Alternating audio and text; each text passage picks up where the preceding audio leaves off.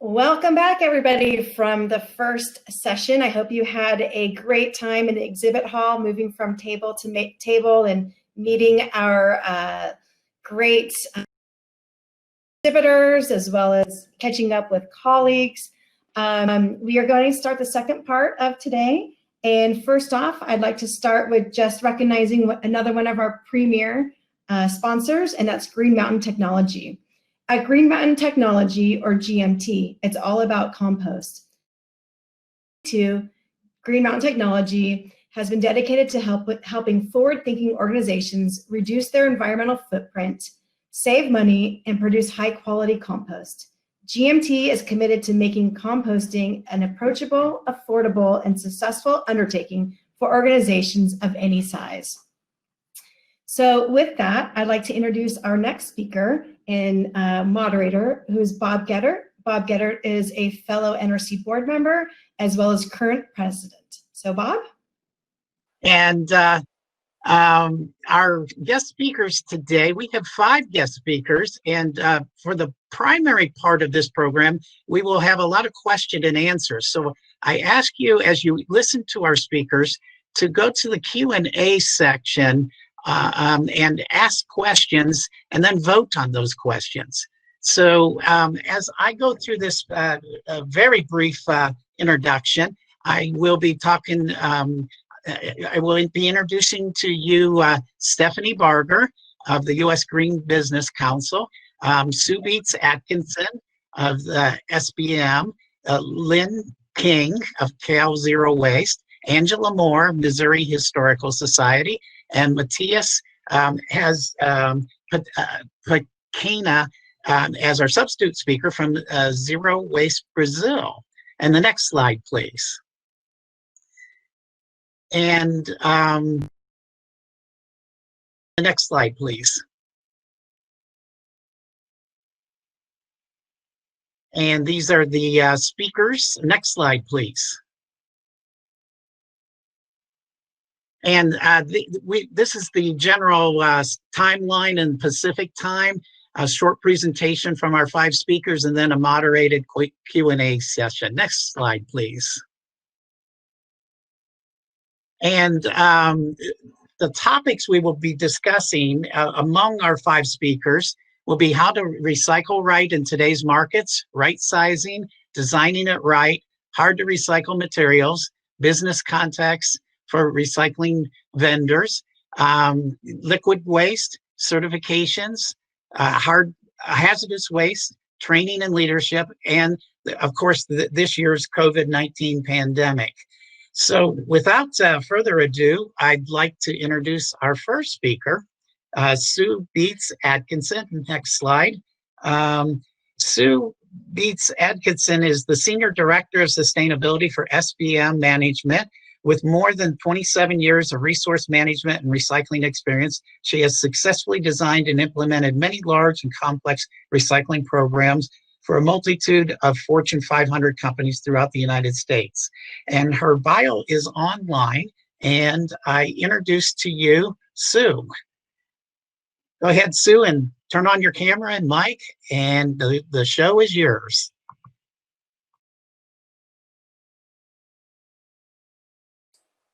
Turns my mic on. Hi, thank you, and thank you, Bob, for having me, as well as the NRC. Greatly appreciated. Next slide, please. So I'm here to talk about a few different things, and I work for a company called SBM Management. We are a janitorial company that's global, privately owned, and I'm the Senior Director of Sustainability. And so how that applies to us and how it responds with the program is, even with the pandemic, we're seeing different things happening with it. So one of those items is green spend. So if you're LEED certified building, your goal is 75%. But if you're not in the building, or only a few people are in the building, we're seeing that 75% drop down to, in some instances, 10%.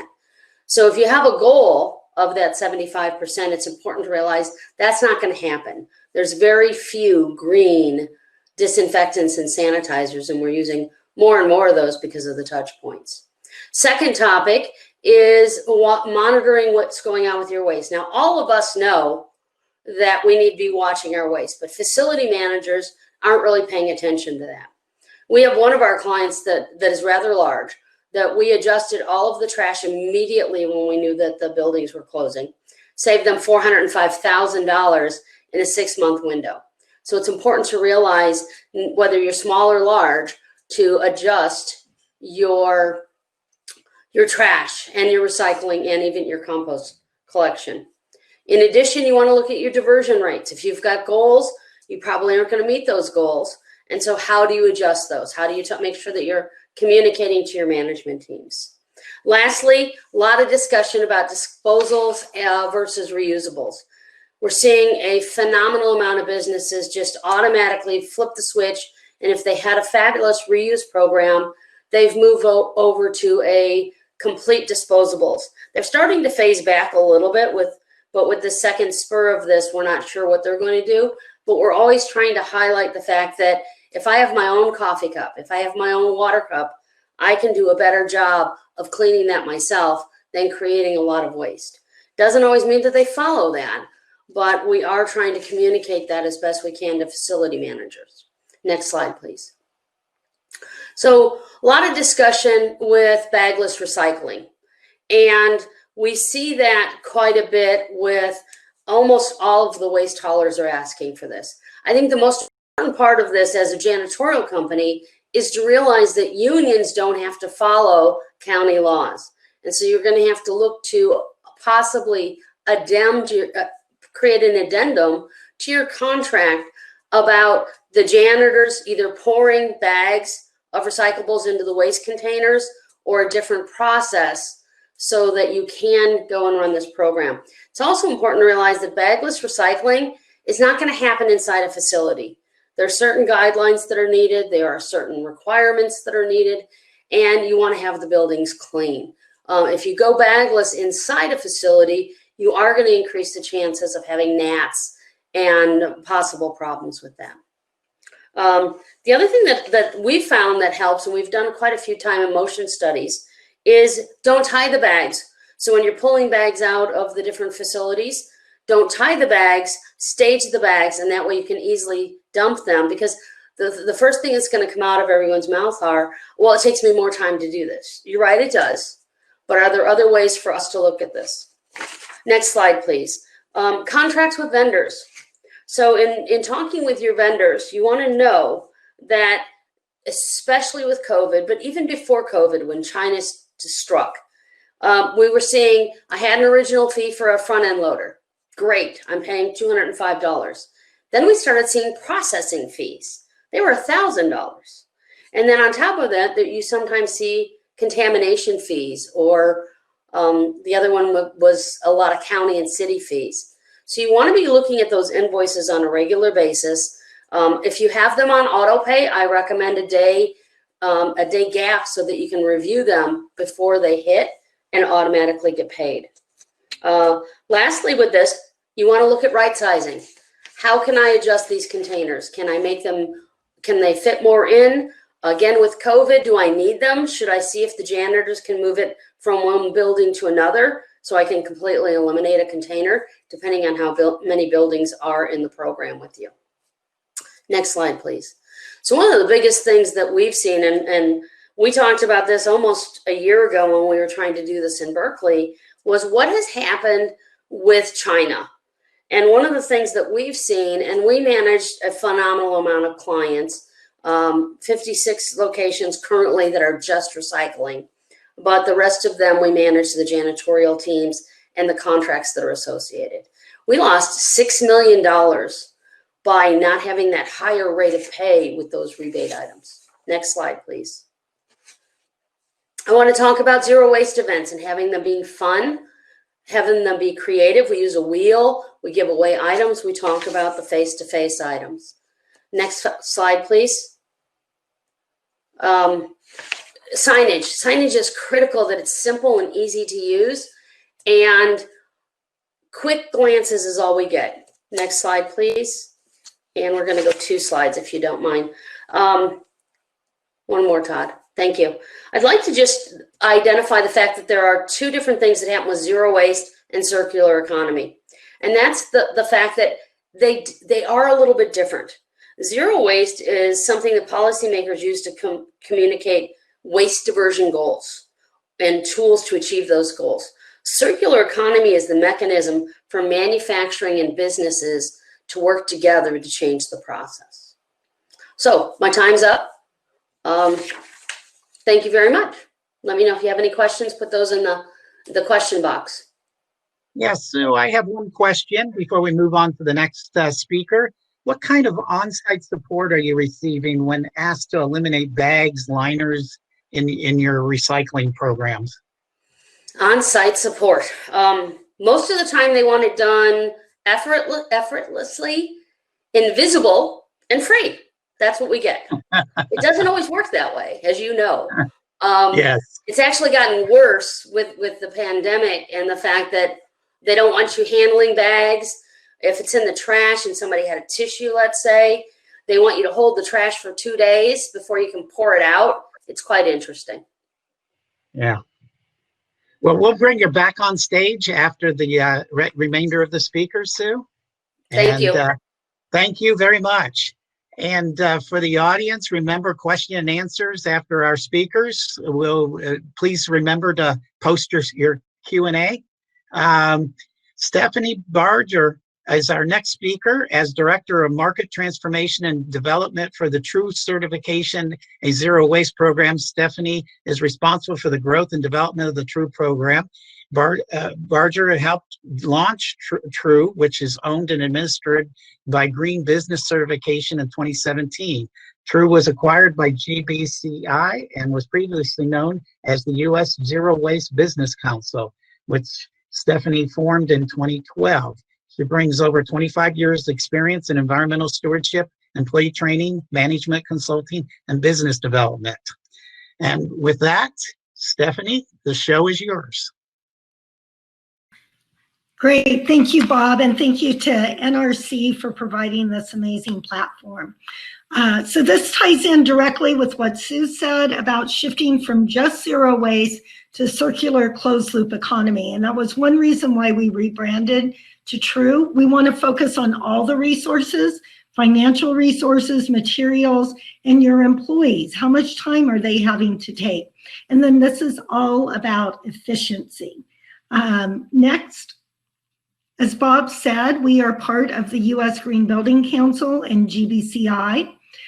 We have over 10 certifications now, and this isn't to overwhelm people with many certifications, but having an overarching umbrella, one-stop shop, and we're tying these all together. So looking at how can LEED support TRUE and how can TRUE raise the bar in all of our certifications. Next. So you did get a great overview of our TRUE certification from the previous speakers, and we really are appreciative of Strauss family in Sierra Nevada for being such shining stars and showing it can be done. Next. So our TRUE rating system is based mainly on what you're buying. So our zero waste purchasing or environmentally preferred purchasing category is where the most points are. Because if everything you're purchasing is returnable, reusable, repairable, recyclable, and compostable, you're zero waste. Plus, what I tell people, I would rather dig through purchasing agreements and invoices than through the trash. So that's an easier way. And of course, we focus on training and leadership and those upstream R's. And I think really what TRUE has done is help to go in and analyze, as our speaker said before, you really need to look at what is the financial cost, doing very detailed reviews of all your invoices, not just your downstream, your waste and recycling, but also upstream, and incorporating all your vendors and zero waste partners. Next, TRUE is evolving. We now have our pre-certification, which I'll talk about. Last year, we formalized our TRUE certification for events. We have our Greenbelt event and then an event at Microsoft that are our first. We are currently working on construction sites, zero waste construction sites. And there's a real demand from contractors and architects because they're seeing all the waste and it's costing them a lot. We also want to focus on what is happening with all of these fires and hurricanes, how we can plan better for those and move those forward. We have plenty of resources for you. So we have work groups, toolkits, webinars. I encourage you to go to our website. And if you can't find the resources, please let us know. Because the most important thing is to get us all educated. That's how we're going to move forward from just zero waste to the circular closed loop economy. Next.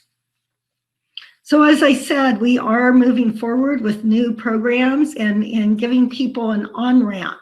So if you're just starting out, you can apply for a pre-certification. You don't have to have any diversion, but it starts you tracking, and then there's 9 credits that you need to apply for. We also have our ART program that not only tracks waste, but energy and water. And then we're having many companies that have become True certified go up to the next level, so silver to platinum. And then we have our LEED Zero. So if you are a LEED certified facility, you can achieve LEED Zero waste by just having a true platinum facility. Next. This is just an overview of some of our companies. We're very excited. We have 186 facilities. We'll probably hit 200 next month or so. We're in 14 countries and growing exponentially. And our major growth is actually in China, India, and Latin America. And part of that is because of the new regulations, but also because our companies are certifying their entire supply chains. So like Cisco is helping all of their entire supply chain get to zero waste. Next.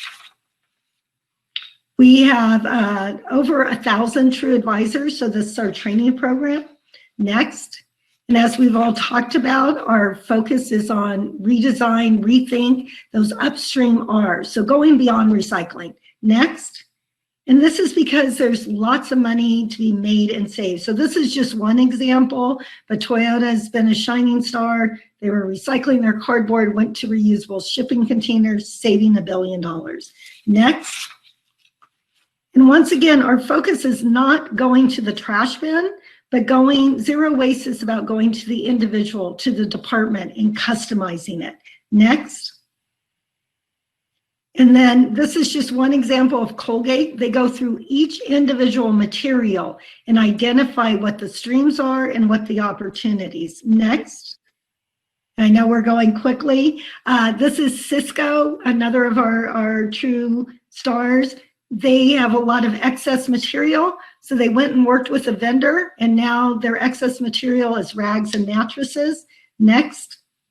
And there's big money, like we keep saying, when I'm talking to companies, it's all about the money. So Tesla, they were doing a great job recycling their metal. They went and started their own scrap metal recycling on site. So instead of just making $4 million a year off scrap metal, they make $19 million a year. So all that source separation and taking full control of your materials.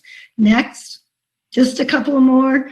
What our real goal at True is to create that zero waste economy. So we need all of you. We want to work with all of you and to make sure we have all the components, because it shouldn't be this hard for a company to do the right thing. Next. So this is just a few of our partners, and we have many more, and we want to partner with everybody and make sure we're addressing the upstream, the downstream, and of course, social equity is very key. So homage to Mr. Gary Liss. Next, if you're not for zero waste, how much waste are you for? And then next is our slide. And I'm just really honored to be here and with all of you. Thank you. And thank you, Stephanie.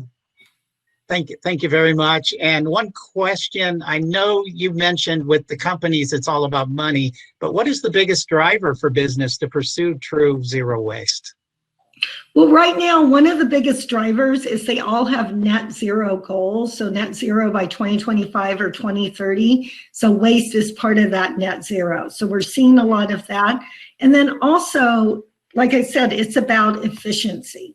So our companies are really looking and their trash bins, because if you have a trash bin, a recycling, and even a composting, you're throwing away money and you're inefficient.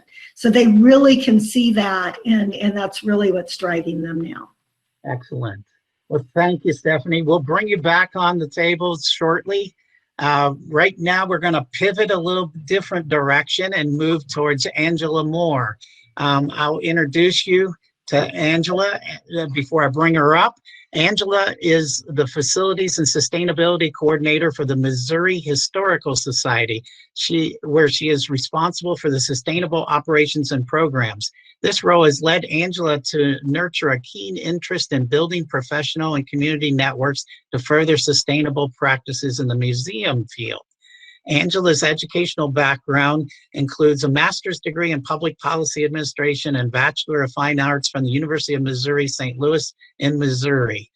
Angela serves on the board of directors for the U.S. Green Business Council, Missouri Gateway Chapter, and American Alliance of Museums, Environment and Climate Professional Network. Angela, the show is yours. Thank you, Bob. The Missouri Historical Society is comprised of 2 museums and a library and research center.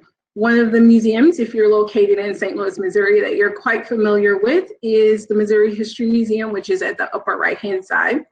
And below that is our library and research center. But the museum that I'll focus mostly on today is Soldiers Memorial Military Museum, which is at the lower left side of the screen. That museum is a LEED Gold certified museum and also a True Gold certified museum. It's the first building in St. Louis, Missouri to obtain a True Zero Waste certification, and it's the first museum in the United States to obtain a True Zero Waste certification. So we're really happy about that here in St. Louis. Next slide, please.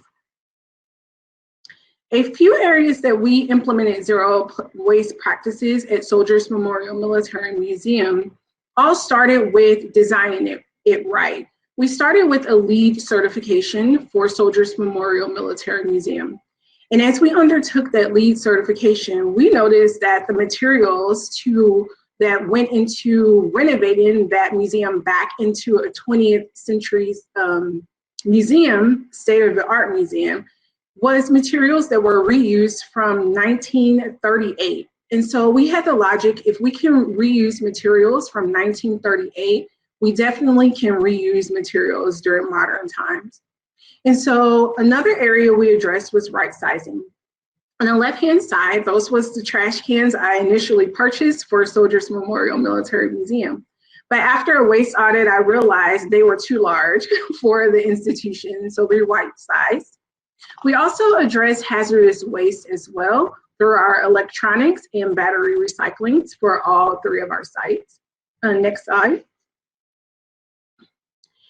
Another area that we looked at was hard to recycle materials and training and leadership. As a museum, we have quite a bit of hard to recycle materials. One of those is elements and materials that go into public exhibits. As you see is one of our exhibits on the left-hand side, one of our galleries. And so we partner with a local organization that helped us to recycle all of our demo materials that came from exhibits. And then that local company gave us a waste diversion report on how much waste we diverted away for our exhibit demolition. But we also focused on training and leadership. And we trained every staff member associated with Soldiers Memorial Military Museum. But I also made sure that I was at the leadership table. Although I'm part of the leadership table, I was able to champion zero waste within leadership of the organization. And to continue our efforts within sustainability, we welcomed in a sustainability intern so that there was always a new perspective for zero waste within the organization. Next slide, please. As we work to increase zero waste practices within our own organization, we know that zero waste practices do not only affect the organization that implement the practice, but the community in which the organization operates. In response to the racial unrest NRC implemented a committee to increase diversity, equity, and inclusion.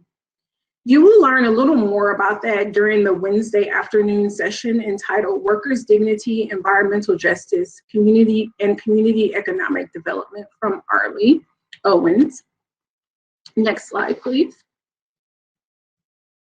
And so we all had to pivot our waste habits a little more in response to COVID. As a true certified building, we wanted to make sure that we wanted to increase our zero waste efforts. And so we made sure that all staff volunteers that worked at Soldiers Memorial Site was issued a reusable face cloth that can be laundered. We reduced our cleaning products by making sure we buy in bulk and recycle. And then we continue to launder the majority of products such as mop heads, microfiber cloths. And not only that, but we increased our education on the proper way to dispose of PPE in response to COVID-19. And thank you, Bob. Thank you, Angela. Thank you very much. And a quick question. Given your museum experience and you're dealing with non-traditional institutions there, and I see excellent work there, how can an organization approach zero waste if their type of institution has never taken on zero waste practices? Definitely look to a similar institution. So museums are similar somewhat to retail spaces, given that the retail space continually rotate. And so we know that at museums, exhibit spaces continue to rotate. And so we looked a little towards how a retail outlet would approach zero waste. And that's what we did. I'll have you contact the Cincinnati Art Museum. Their first time exploring recycling collection bins in the public spaces. So, thank you, Angela. Thank you. Thank you very much. And now we'll have Lynn Kings come on stage. Lynn managed the R4 recycling program at UC Davis for 15 years and Cal Zero Waste at UC Berkeley, which is our host for today for the past 9 years. UC Berkeley has won the Pac-12 Road to Zero Waste basketball competition 4 consecutive times and has earned the USGBC True Zero Waste Platinum certification for Haas Business School's Clow Hall. He is currently the vice chair of the Zero Waste Campus Council under the California Resource Recovery Association. Lynn, the stage is yours. Great, thanks, Bob. And said, hopefully we can still host one of these conferences at the campus. I'm sorry that we were just about to and COVID hit. But again, said we're happy to hopefully one day have this hosting opportunity again. Next slide. So real quick, we're a little bit unique here at UC Berkeley. We actually have in-house operations, and so we actually oversee the drivers. I have folks who are the actual collections, and then zero waste specialists, custodians, and then obviously we have a lot of students, and I have staff from the student side who do a lot of education and promotions. And then we just recently created a new zero waste tech position. So as I said, a lot of the zero waste ideas, and also just to keep in mind, job descriptions are now all transforming hopefully to zero waste. Next slide. So I wanted to present today just real quick on some of the zero waste keys that as a university, and then really almost what we would say a small city, pretty much at UC Berkeley, of how we're getting to zero waste keys. We'll touch upon real quick on COVID-19.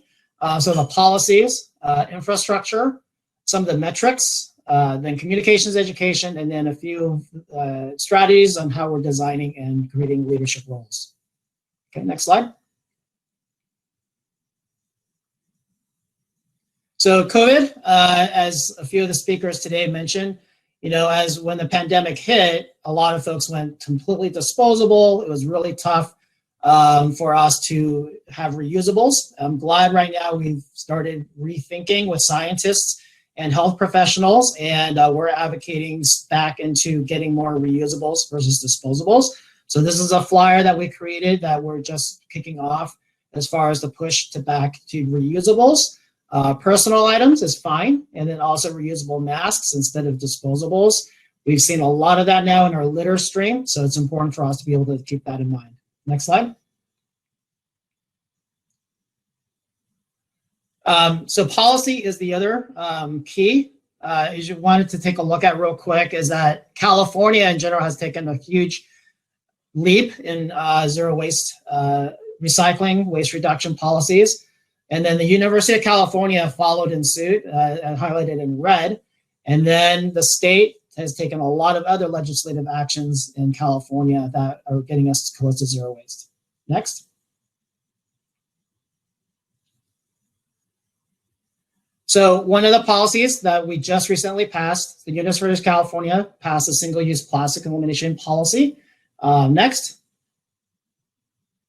And then Berkeley followed suit. UC Berkeley wanted to take the next level, where we actually are now creating the zero waste policy to support the single-use plastic elimination of all single-use plastics. Next.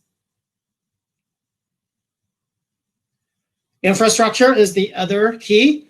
I've been to a lot of locations and campuses in our conferences and travels. And one of the things that always sticks out as those of us in this industry look at trash cans and recycling bins, consistency is really the key in standardization. Next. So we've standard indoor bins and outdoor bins. This is kind of an idea of all the outdoor bins that were not consistent in the past, and we've standardized it. Next.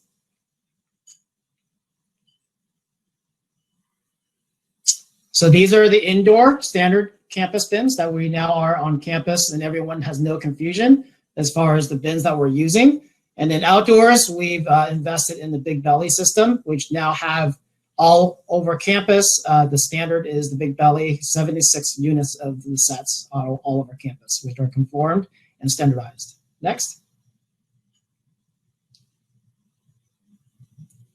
At Dec1, this has been in place for a few years already, but a lot of campuses at University of California use this, is the Dec1 with the saddle. Next.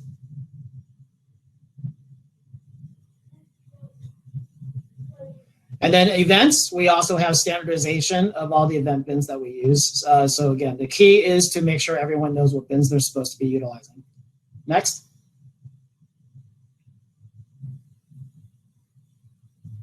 And then metrics, make sure, as we're looking at presenting, as far as how you measure. Next.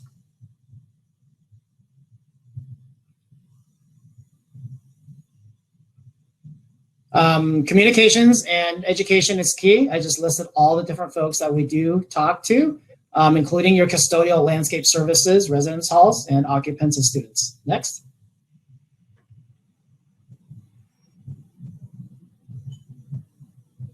And lastly, I'm going to speak to real quick, it is really important. We also have a certified True Platinum building in our business school. It's Chu Hall. And it's been really critical for us to have this leadership, and everyone's been pointing to this certification and building. And we've been usually as a beacon to direct folks at how we can get to zero waste. We got a lot of questions in the past of saying, well, are you able really to get to zero waste? And this has been our beacon to let everyone know that we are able to obtain it, and we can provide more details of how we did that. Next. And then through educational activities, design, and also reuse, we just started a reusable towels for cleaning in the building. Next. And that's my contact information. So I'll turn it back to Bob. And thank you, Lynn. Thank you very much. A quick question, why are zero waste goals important at universities and college campuses? Why on campus? Yeah, thanks, Bob. That's a good question. So we always, think about our customers as actually our students. And from all the years I've been at the university and college is that they go on to their future professions. So this is our learning and training ground. A lot of the students who've worked in our office, and also those who are interns, all the students who have been part of the university education program, we're hoping to bring back that behavior. So once they leave our campus and become the future CEOs, or they're the teachers out there, or whoever's in the industry, that they learn that behavior at the college and then be able to carry that into their future professions. Excellent. Thank you, Lynn. Thanks. And for those who are wondering about the definition of zero waste, there's an excellent set of definitions in the chat box that was answering that question. And thank you, Lynn. And you'll be back on our stage shortly. Our last speaker is Mateus Bacama, and he is the executive director of Co-Circular in Brazil. And Co-Circular seeks through the Lixo Zero methodology to draw innovative concepts for the business management of solid waste, applying tools of social, environmental, and economic impact. Co-Circular is a company providing core services, certifications, credentials, and consultancies. And we'll hear more from Mateus as he speaks. The show is yours, Mateus. Hello everyone. Thank you for the invitation. I also am the executive director of Brazil, and I'm sweeping with Rodrigo because I'm running the Zero Waste Certification and Zero Waste Academy since 2007. Since I become a part of Zero Waste Brazil in 2017, and from there I started the Zero Waste Certification and the Zero Waste Academy as well, because we noted that there was lots of people that wanted to apply zero waste in their building, their universities, but they didn't have many ways to do it. So we start to teach them, and then we start the training, how to become a zero waste consultant, how to increase their abilities to help companies in general to achieve the zero waste. So from now we have over 1,000 consultants for zero waste in Brazil that they are accredited by Zero Waste Brazil, and most of them are already applying, and they can sell zero waste certification as well, but we can provide the certification. Next slide, please. Next.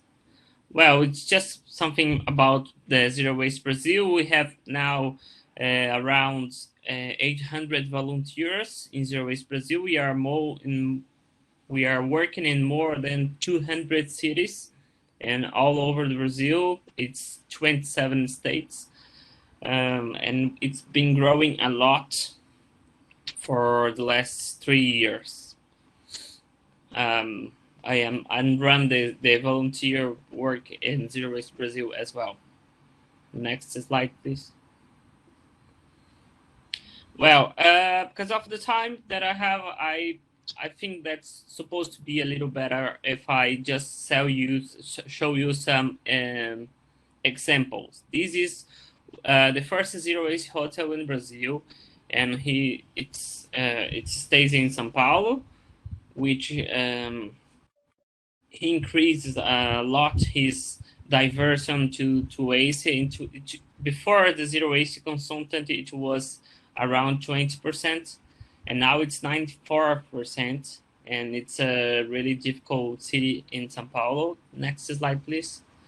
It's a really nice hotel, and they change a lot of stuff, not just to send correctly the waste, but to reduce and reuse, and also to recycle. They have already some compost zone in their facilities, so they don't send anywhere their foods, and they are very organized, and that's the way that we teach them, to the consultant, to make very organized and clean place to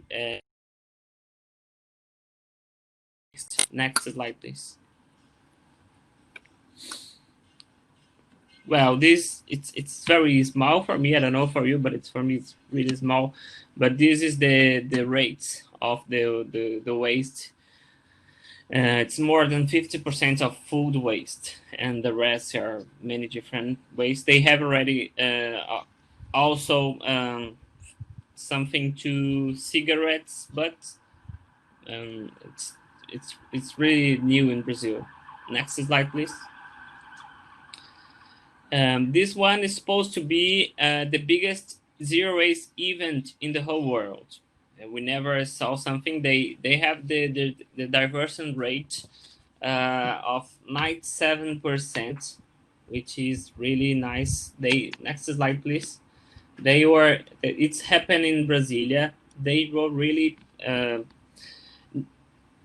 lot of new stuffs happening this event with they bring the pickers. We call pickers here in Brazil, the people who pick the trash, and they bring to the main event. They have more than 3,000 people in the whole event, and lots of new stuffs to make the people put the waste in the right way. So it is really nice. And nowadays, we think that it's the biggest event, zero waste event in the whole world.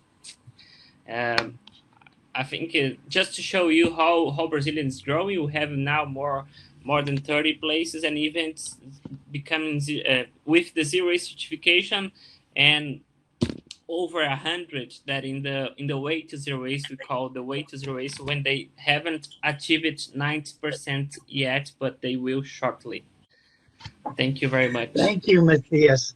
And thank you for representing Brazil. I recognize 5 minutes doesn't do you justice for everything you're doing there. A quick question, why is zero waste in Brazil growing so rapidly?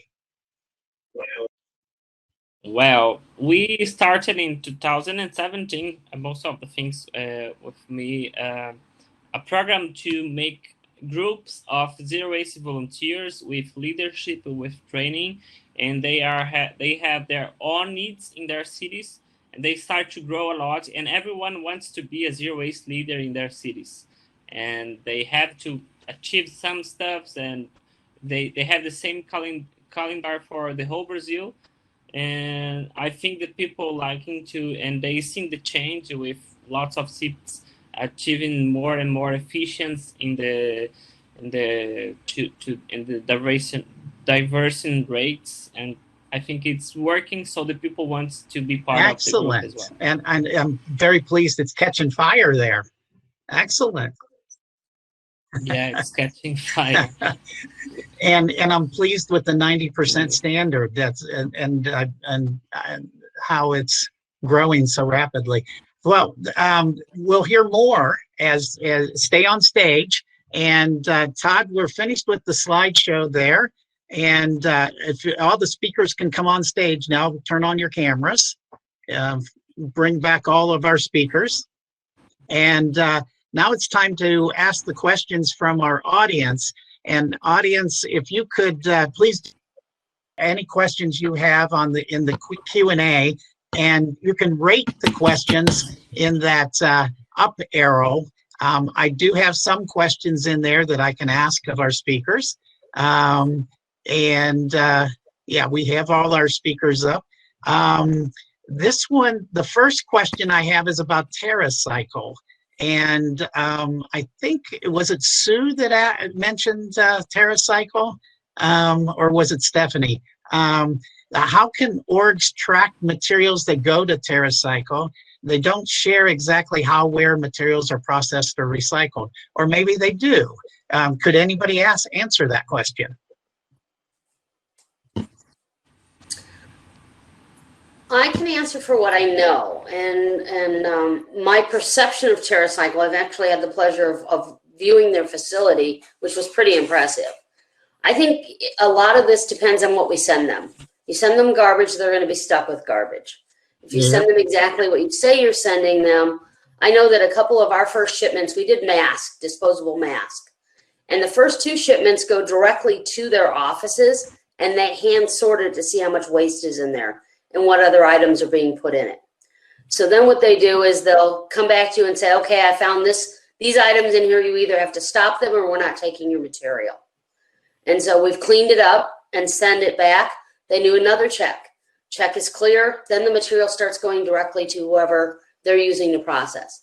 I think the confusion and frustration out of this is the fact that they don't advertise who they use because it's a private business that they're using because they're in the business of doing this. I do think that we definitely need more reporting from them.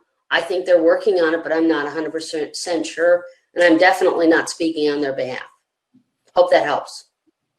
I think that does help, and it brings back the question of transparency in the recycling world. How do we become more transparent while protecting private contracts?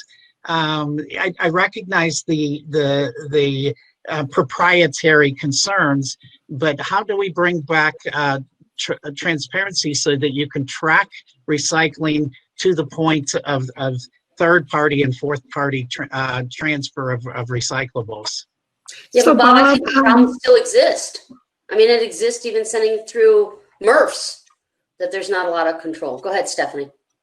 Sure, and I was going to add to that, that's one of the credits in the True certification, is to get from any vendor that you're sending materials out to what it is being made back into. So I think that's what's more important. They can keep their intellectual rights, but we need to know, where can we buy that again? So if we're doing mask or we're sending TerraCycle cigarette butts, what is that being made back into? Where can we buy it? Because the goal of recycling is not to recycle a bunch, but it's to close that loop. And that, I think, is the real shift when we're talking to businesses. It's like Sue said, the circular economy. If you're not buying it back, don't bother recycling. And it doesn't physically have to be you, but are your customers, your vendors. And we need transparency with everything. I mean, our cell phones, where are those going? What are they being made into? And I think the e-waste community has done a great job with their certification. And I think that's something we need more and more. And the SWEEP certification is doing a lot there with certifying waste haulers and recyclers and looking into that. But I think we as businesses and citizens need to continually push and demand where we can buy that back. Excellent points there. Quick question for Angela. Hey, Bob, can I add to that with Sue? Yes, go ahead, Lynn. Go ahead. Thanks. Hey, so yeah, I'm not gonna probably just point to TerraCycle. There's a lot of companies out there who are all advocating for recycling. But again, we all probably know the term wish cycling. So we want to try to stay away from just making people feel good because they're recycling. In our industry, it really is where we want to follow to where that product goes. And then again, now that we have a circular economy, we want to make sure that product comes back to us from the same material, right? So if I'm recycling a glove or if I'm recycling a cigarette butt, it should come back to a usable product and hopefully the same product. That's where we can create that circularness. I will point out, I think the Loop program for TerraCycle is a good example of them finally pushing more of a circular reusables. So again, let's also push for reusables versus recycling. And be concerned about upcycling rather than downcycling as well, too. Yes. So I do have, shifting gears a little bit, Angela, our custodial operation also washes and reuses microfiber cloths and now worry about microplastic water pollution. An unintended consequence there. Have you made any changes to filtration to prevent that, or do you plan to? Well, we send them out. So we use a laundry service. We don't have laundry service within our facility, so we have to send those out to be laundered. But because of the microplastics, that was actually one of the things that one of our housekeepers brought up. And I'm trying to look at an alternative so that we can switch those out, but I'm working across 3 institutions. And so trying to switch all of those out, get those out for another material that's less harmful to the environment is going to take a little bit for me. Good thoughts there.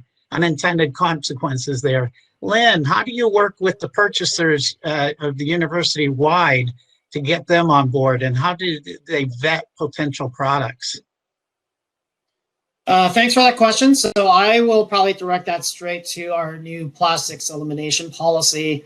I've actually found when you start talking to your vendors and distributors and manufacturers, they are actually working on this. They know that it's coming.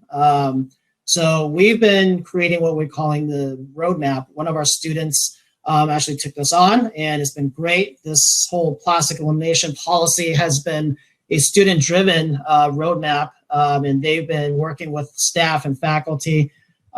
We've been connecting directly with our purchasing, such as Waxy, actually, who is one of the sponsors today, and asking those questions like, how can we reduce packaging from the materials we buy? How can we reduce the amount of plastics that are in each of the products? Case in point, the question about the microplastics. You know, I don't know which service that Angela uses, but we use Cintas as part of our, they're one of the sponsors today. So I think these are valuable questions to ask to say, how are we addressing these issues? And most of them actually through the conversation we've had in the last 3 months have had actually really good solutions that we've been working with them to say, oh, we should be doing option A and versus option B. And, you know, it's kind of odd and then part of the last part is that we are working with our purchasing department with strategic sourcing on the university level. So we are going to have to use our purchasing power to drive the way we change products. So that is another key in that the purchasing side is also working on putting that into our bid documents and also how we are able to buy the products with our specifications. So that's a key.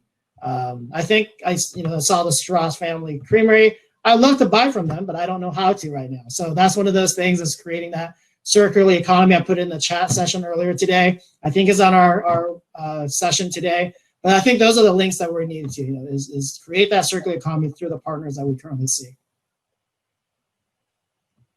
So somewhat related, Stephanie, how has True partnered with local jurisdictions to encourage waste diversion within governments and buy recycled?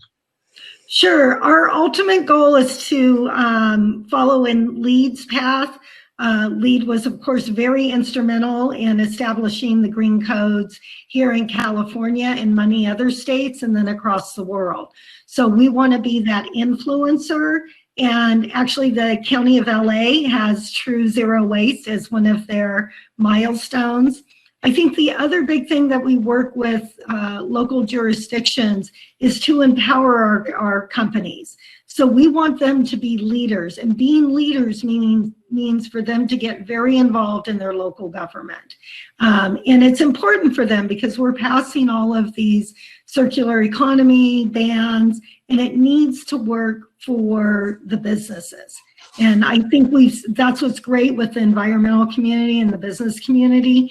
We now all have the same goal and we're working together for that.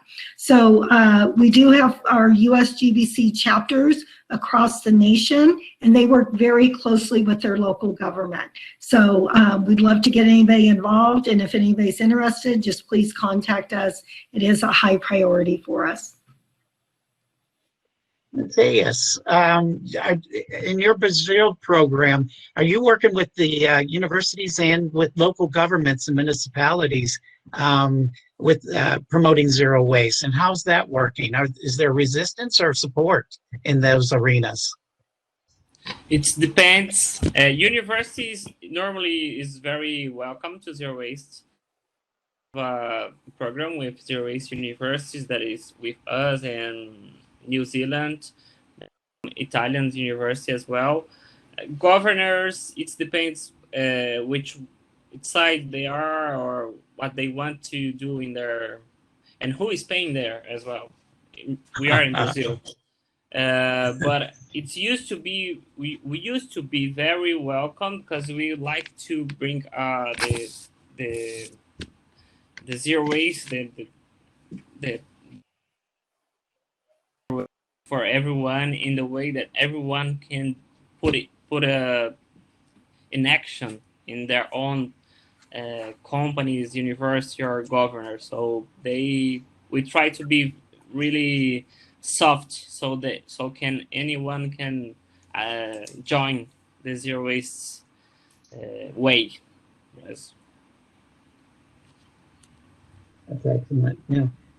This one's addressed to Sue, but I actually would like to address this to all our guest speakers.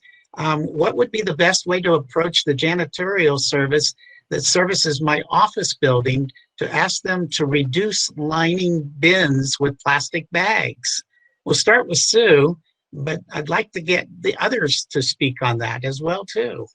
Thanks, Bob. I think there's a couple things with this. You've got to balance the need to eliminate liners and plastic and basically oil with cleanliness guidelines. I mentioned pest before.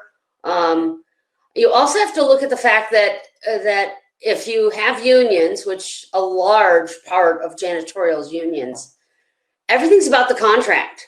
So if you go to change the contract and say, so instead of putting liners in, you need to clean the bin out every 3 days. Well, it's not in the contract, so they don't have to do it. I actually did a time motion study, and it cost us almost double the price of liners than it was to put the labor in to clean them. Now, a different way to look at it is how many containers do you have out? Do you need to have desk side recycling and trash? Can those be moved to common areas so that you're picking it up less? A different thing is, years ago, 5 days a week, the trash was picked up at someone's desk. Now you see it sometimes 2 times a week.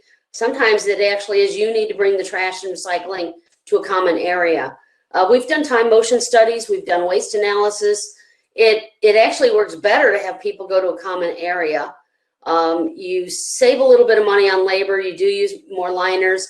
But again, the contract, right? So if I can get everybody to put compost into compost, I don't have to empty landfill because there's nothing bad in there besides a few odds and ends, chip bags, candy wrappers, possibly gloves. And then I pick up recycling once a week. It saves labor. So you're eliminating bags and the need to empty. I mean, the biggest problem with bags is the fact that the contract says that if it's got a piece of gum in it, if it's moist, if it has one little item in it, it has to be changed out. So change the contracts along with what your process is. That's my 2 cents.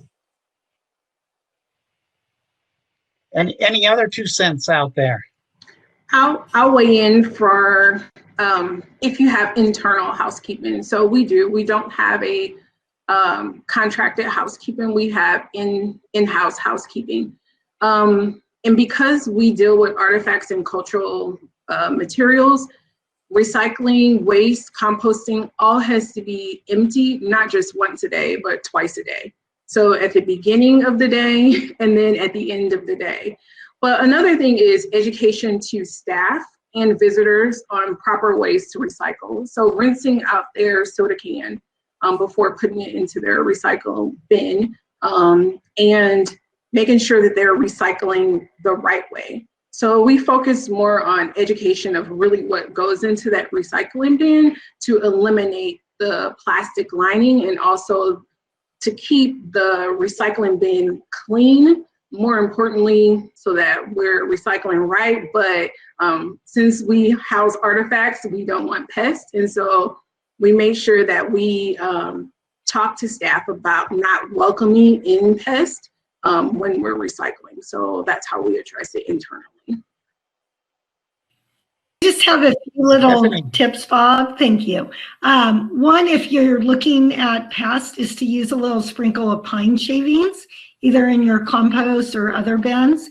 That really helps keep the pests down. So sometimes if you have wood pallets that are broken, you can do that, or just buy some of it. And then as Sue was saying with the liners, I think it's important for people to really track the cost of liners and how many bins they have around their facilities. because it is a huge cost of all the liners and then that extra time.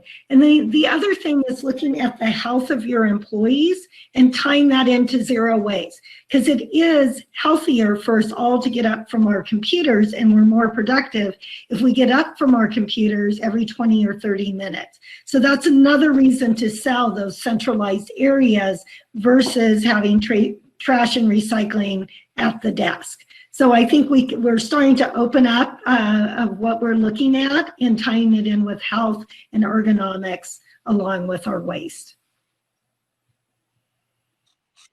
I'll add a little bit. I used to work for the Indiana state government many years ago, and Janet Fox Neltner did a greening of the government in Indiana and did an analysis of buying green bags in the state government offices. And she decided single-handedly that the state government was going to stop buying bag liners. And there was no major announcement or anything. It was just the state purchase decision not to buy bag liners.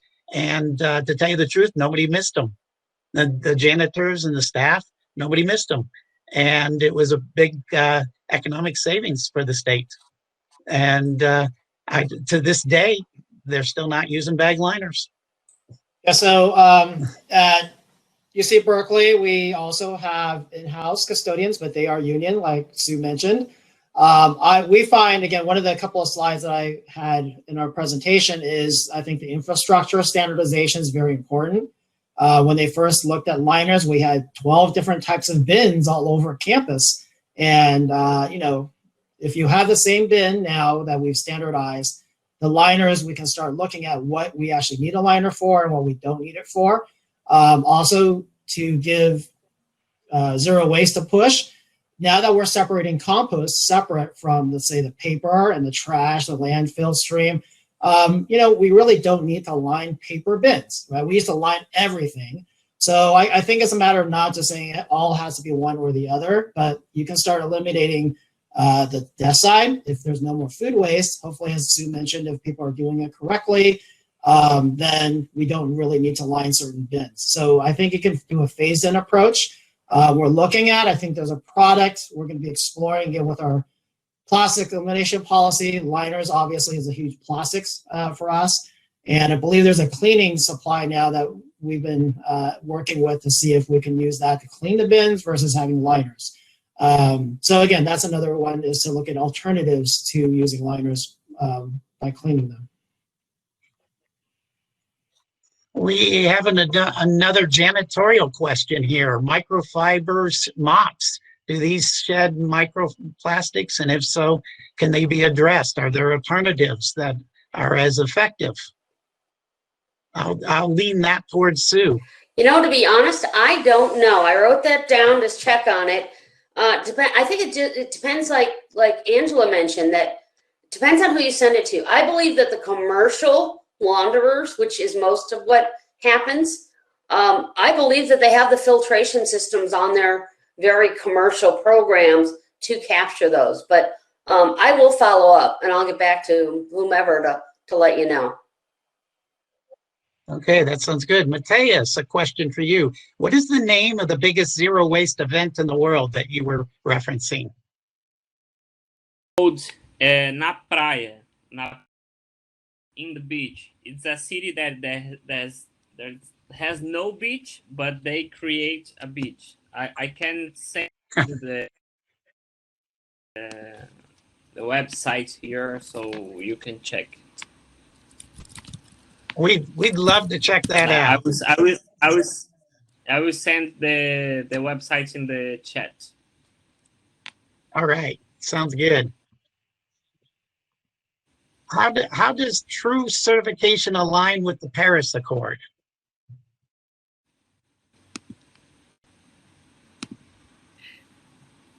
So we have not, I have to be very honest, we haven't really delved into that. We have done a brief overview with the United Nations. I think what's most important, and Sue can maybe talk to this more from the practical, is our companies, like I said, they're all looking at net zero goals. And so zero waste or waste has always kind of been the Cinderella that nobody's really looking at. And then when you delve into it, it's really a gold mine. And, you know, with energy and water, you're looking at the carbon on site. With waste, it's a little different because you need to look at the whole material flows.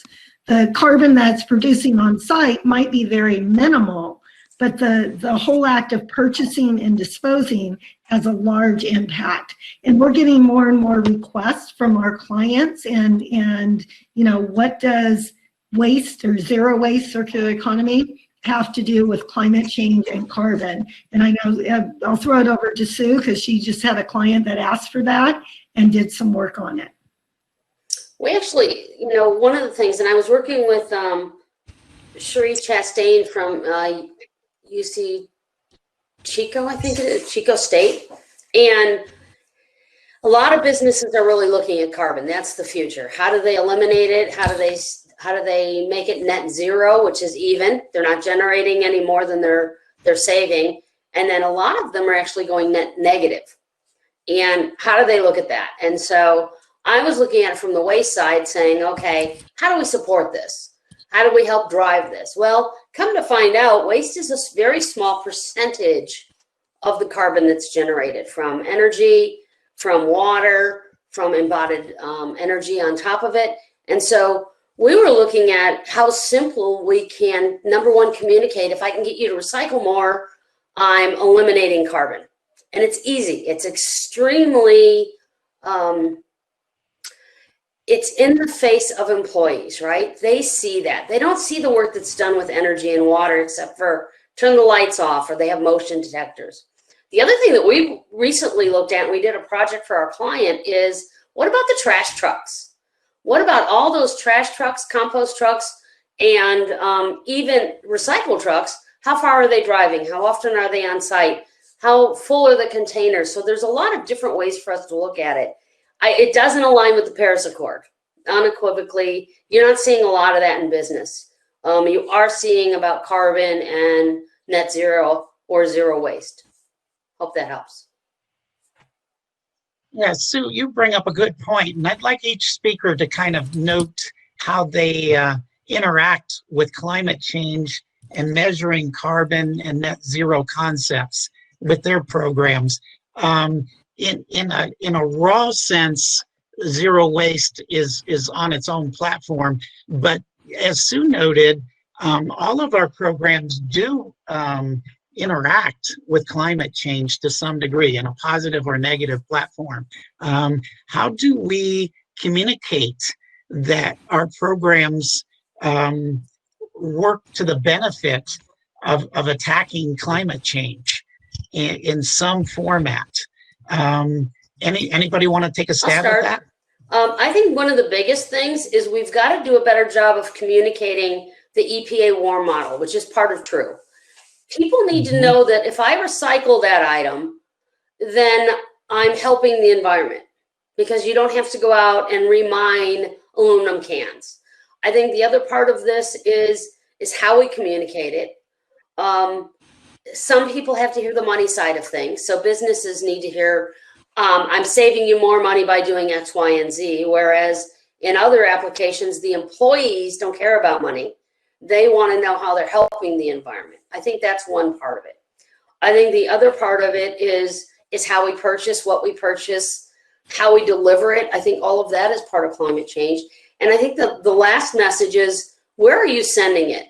So if I can work with the vendors that, you know, let's say the landfill is 100 miles away, but the transfer station for recycling is only 10 miles away.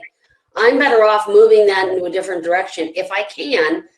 And part of that is, how do I eliminate what's being generated on site that I can't recycle?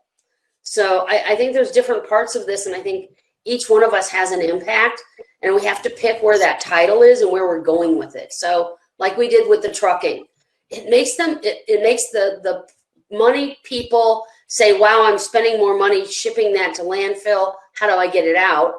And it helps the employees know that they can make a difference by just putting the thing in the right container.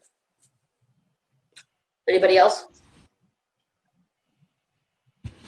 I'm going to jump in and maybe go a little bit different aspect of the climate change. I think for zero waste, we're creating finally enough traction that we're using zero waste as the household term.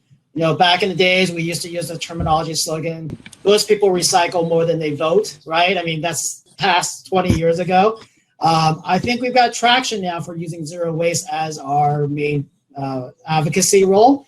And also for climate change, I know it's in the worldwide as climate change is one of the most pressing concerns, but I don't think some people still get it.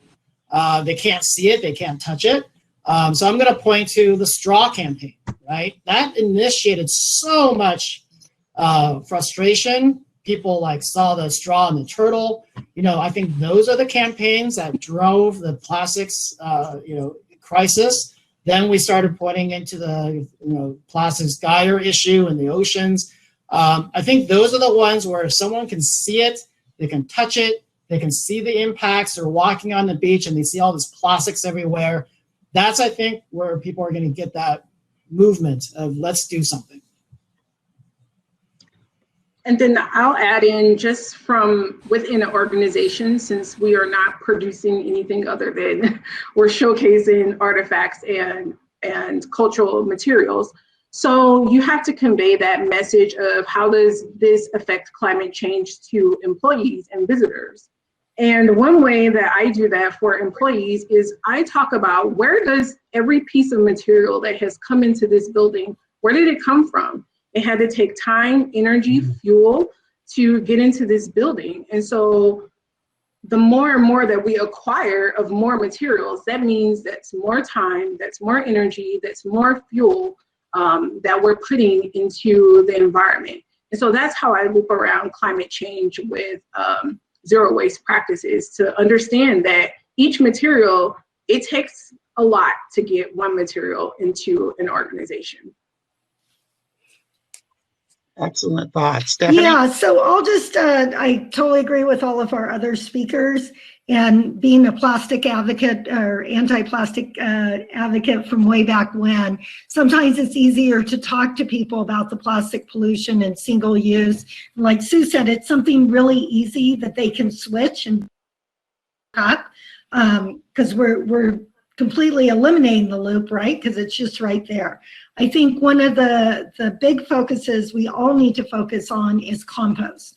It's what creates that messy, ugly methane gas in the landfill, but we need that good methane, and we need that compost to regrow our soil. So until we start regrowing our soil and replanting trees and replanting vegetation, even in the ocean, right? We need to replant our kelp farms and our kelp fields. And so that's where we can really focus on is that composting and that living part of zero waste. I think another big key thing is rail. You get over 240 miles per gallon on rail. And I applaud Sierra Nevada because they did that way back when with bringing a short rail in. Rail is, why do we have all these trucks going all over the place? We could have things on rail, and it's okay if it's going to Alabama to reprocess our paper on rail. There's no urgency to get recycling from one place to another, right? It's not going to spoil. So we could use rail a lot more in closing the loop, and even locally in doing short rail, and really understanding that the smaller your circular economy is, or the closer it is to your facility, the less impact you're going to have on climate change, because transportation is one of those big things. And I also think we need tax incentives, right? We have tax incentives for solar, for renewable energy, for water conservation, but our zero waste companies get no recognition for the good work they're doing, right? Because if they've eliminated 10 waste bins and they're now down to 1 waste bin and only 2 recycling bins, think of all that truck traffic that they've eliminated. And it's not only that toxic carbon that we're putting out there, but the wear and tear on our roads, the clogging of our freeways. And so really being more innovative is how we're going to push forward. As Lynn said, we got a lot of traction with zero waste, and we need to take it up another level and provide those resources to everybody. Excellent thoughts there. And I do recall that when I worked for as director of resource recovery in Austin, Texas, that I was asked to do a cost benefit of our programs, and I did a carbon footprint as a benefit of each of our collection programs, and it was amazing the benefit of recycling and compost. It was very convincing to the city council. So with that thought, I wish to thank our speakers. We are now out of time. And I wish to thank all 5 of our speakers. And I wish to thank our guests as well as our questions from our audience. And our time is up. And I see Leslie. And I want to say one last moment. That is thank the NRC, the National Recycling Coalition, for putting on the National Zero Waste Conference, and ask everybody if they are a member of the NRC, and if not, to go to our website and join us. And Leslie, it's all yours. Great. Thank you so much, Bob, and all of our speakers we put into that session. So next up, we have Jamie Kaminsky, and Jamie is the Executive Director of Zero Waste Canada, as well as on the board of Zero Waste International Alliance. Jamie also chairs the Zero Waste Hierarchy Working Group, and he's going to share with us what they've been working on with the working group. Jamie.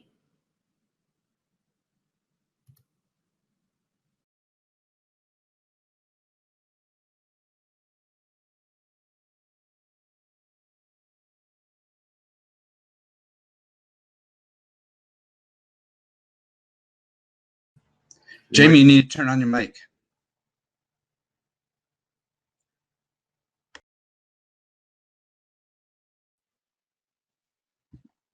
There we go. Sorry about that. So I'd like to first take a moment to acknowledge that I am speaking to you from the city of Port Coquitlam, which is the unceded traditional and ancestral territories of the Coquitlam First Nations, which lies within the shared territories of the Tsleil-Waututh, Katzie, Musqueam, Squamish, and Stolo nations. For those of you who are logged in from around the world, the purpose of these statements is to show respect to the Indigenous people and recognize their enduring relationship to the land. In Zero Waste Canada, so Zero Waste Canada, just to start, is a nonprofit organization dedicated to the development and implementation of zero waste policies and programs. Zero Waste Canada is the national affiliate of the Zero Waste International Alliance. Next slide. And next slide. So today I'll be talking about the zero waste hierarchy and the highest and best use of materials. Among the many zero waste policies and programs around the world, there are 2 policies, the zero waste definition and the zero waste hierarchy, which stand out. The zero waste definition is the conservation of all resources by means of responsible production, consumption, reuse, and recovery of products, packaging, and materials without burning and with no discharges to land, water, or air that threaten the environment and human health. And the other policy would be the zero waste hierarchy. So the zero waste hierarchy is a 3-tiered hierarchy. So we have the graph that's showing here. So next slide. So the graph here that shows the zero waste hierarchy. So this is the updated one, so 7.0. So this shows a 3-tiered hierarchy. So it shows you the top tier, which explains really where the zero waste action, most of the zero waste action takes place and the zero waste focus should be. So we have the rethink and redesign, reduce and reuse. So these areas is where you're really going to eliminate and see the biggest impact around zero waste. Then we get into the next tier, which is really resource management. So your first level of defense, I would say, is the recycling and composting. So basically, when you're looking at recycling and composting, that's the material. That's the last stages of zero waste. I would say it gets it back into the loop. And then you have the last section at the bottom, which is talking about unacceptable activities, which includes any type of destructive disposal and incineration. Next slide, please.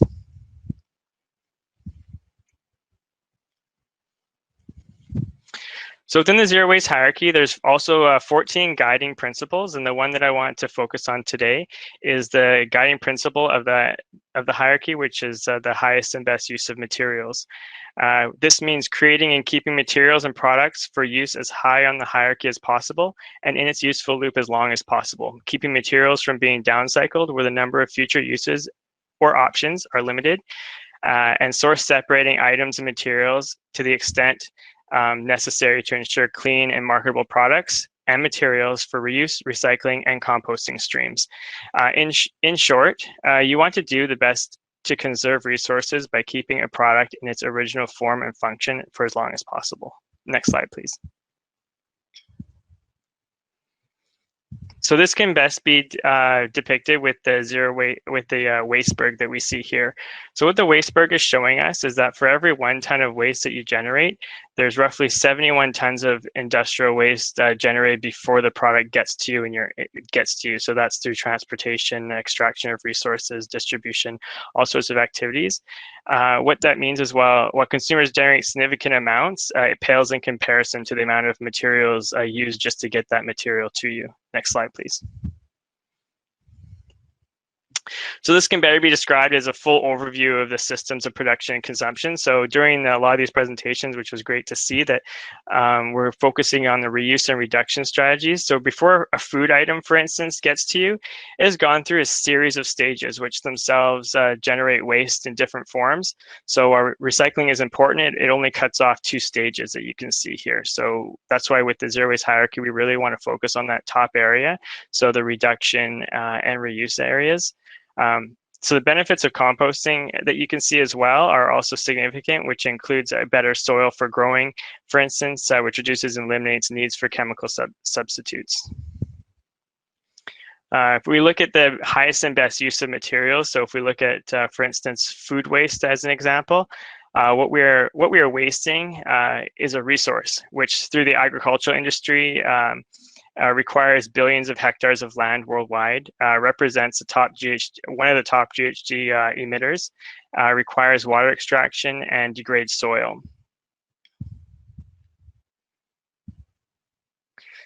So if we look at the zero waste hierarchy in terms of highest and best use for food waste, really the best use of food waste is not to waste in the first place. So making sure that you're not discarding wasted food, that it's going for human consumption. The next best use would obviously be animal consumption or turning it into a feedstock, and then composting it. Next slide, please. And next slide. And next slide, please. Next slide, please. Thank you. All right. If we're looking at durable products, so when we're looking at the highest and best use for a durable product, I use a water bottle as an example. So really it can apply to just about anything, but if you look at a water bottle, the best case scenario for water bottle for highest and best use is just to constantly reuse it for a water bottle. So you refill your water bottle. That's the highest use for that product. The second best use would be, it gets turned into, maybe goes down into clothing or gets repurposed into something else, but tries to keep it into its original form. Next slide, please. It can be repurposed. And next slide.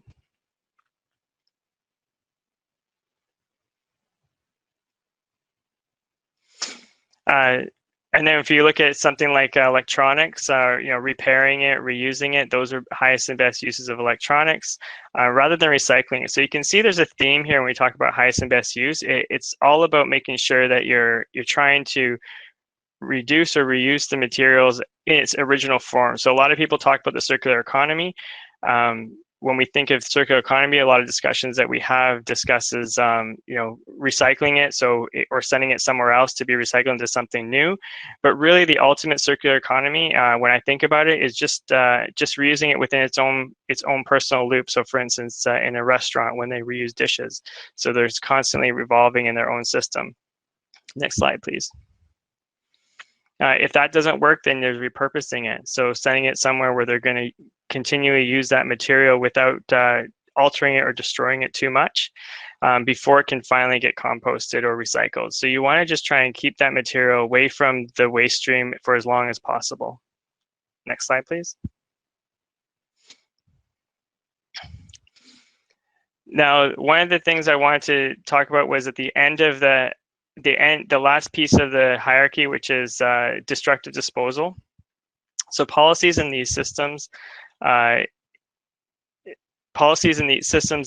are included in the unacceptable section include pyrolysis, waste to energy, and now we're talking about chemical recycling for fuels. So these are areas that we want to avoid, and the reason for that is simply because you're destroying those resources. So they don't really have any opportunity at the end of the day to be converted into something new.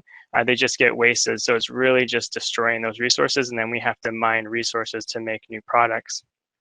One way for sometimes when we think of highest and best use or the zero waste hierarchy, we're trying hard to look at a material and try to force either recycling or force some type of process with it, when really sometimes the best solution is just to eliminate it or change the material it's made out of to make it more durable, long-lasting, easier to recycle.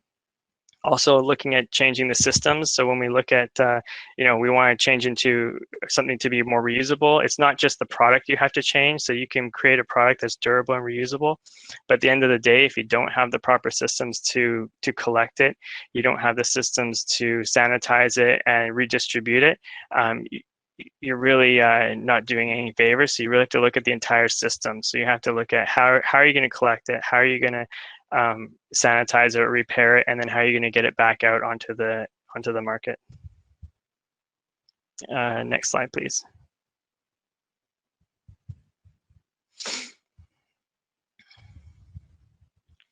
So to recap, the 3 tools the Zero Waste International Alliance is used for the foundation of the zero waste policies and the zero waste definition. Also includes the zero waste hierarchy and the guiding principles. So the highest and best use of materials aims to avoid the entire systems of production and consumption by either eliminating the product altogether or by reusing the product in its original form and for the same function. According to the zero waste hierarchy, unacceptable forms of diversion include any systems or processes that encourage the destructive disposal of materials, including but not limited to incineration and waste to energy. And we're also talking, another big issue that we wanted to talk about was that's going to be looked at in the unacceptable section is also a form of waste deregulation. So that means, making it easier to waste and to burn things and giving credits for these activities and promoting them rather than making it more stricter to make sure that we're preserving the environment. And that's the presentation. Thank you. Great. Thank you so much, Jamie. We only have one question for you, and the question is it safe to keep reusing a water bottle over and over? Is it safe to keep using a water bottle over and over? Yes, if you wash it out and sanitize it, for sure. Okay, great. Thank you very much, Jamie. Appreciate you sharing your information. Thank you.